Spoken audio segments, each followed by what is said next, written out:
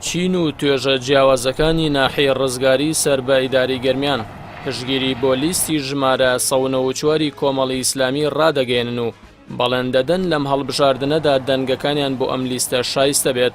هاوڵاتیانی ناحیە ڕزگاری دەڵێن فراکسیۆنی کۆمەڵی ئیسلامی لە ڕابردوودا بەرگری لە قوت و مافەکانی هاوڵاتیان کردووە و بەردەوام لە بەرەی خەڵکدا بوون. ناحیە ڕزگاری ئەمە پشتگیری لە لیستی 194 کۆمەڵی ئیسلامی ئەکەین هیواردنەوەیە.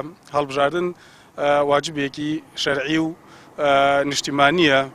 پێویستە ئێمە پشتگیری لە لیستێک بکەین کە لە ڕابردووە پشتگیری لە ئاین و قوتی ئەم خەڵکە کردبێ، بە تایبەتی ئەمە چینی مامۆسا کە زۆر ستەممان لێکراوە دەستخۆشی لە ئەندام پەرلەمانەکانی کۆمەڵی ئیسلامی ئەەکەم کە لە ڕابردووە زۆر پشتیوانمان بوون.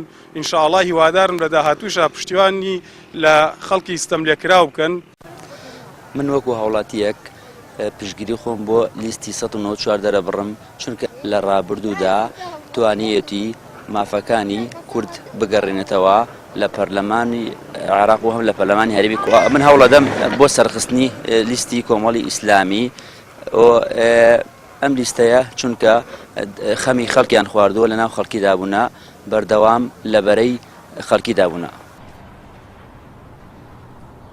هاوڵاتیانی ناحیە ڕزگاری ڕۆڵۆپێگەی کۆمەڵی ئیسلامی لە حکوومەت و پەرلەمانی کوردستان بەرز دەنرخێنن و ئاماژە بەوە دەکەن نوێنەرەکانی کۆمەڵ کەسانی دەستپاک و دڵسۆز و بوێر بوون، بۆیە دەنگ بە لیستی 194 و کاندیدەکانی دەدەن تا نوێنەرایەتێکی ڕاستەقینەیان لە پەرلەمانی کوردستان هەبێت.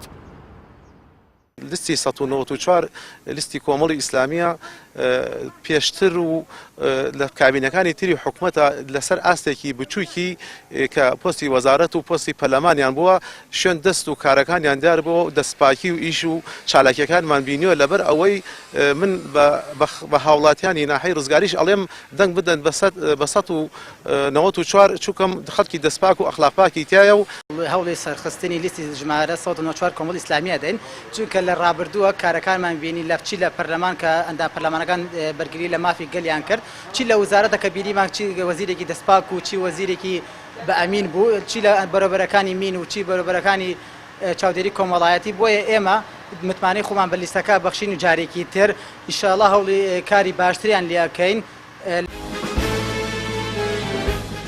کۆمەڵی ئیسلامی بە لیستی ژمارە 194 بەشداری هەڵبژاردننی پەرلەمانی کوردستان دەکات کە دەیان کەسی دڵسۆز و شایستەی بۆ نوێنەرایەتیکردنی هاوڵاتیان کاندید کردووە.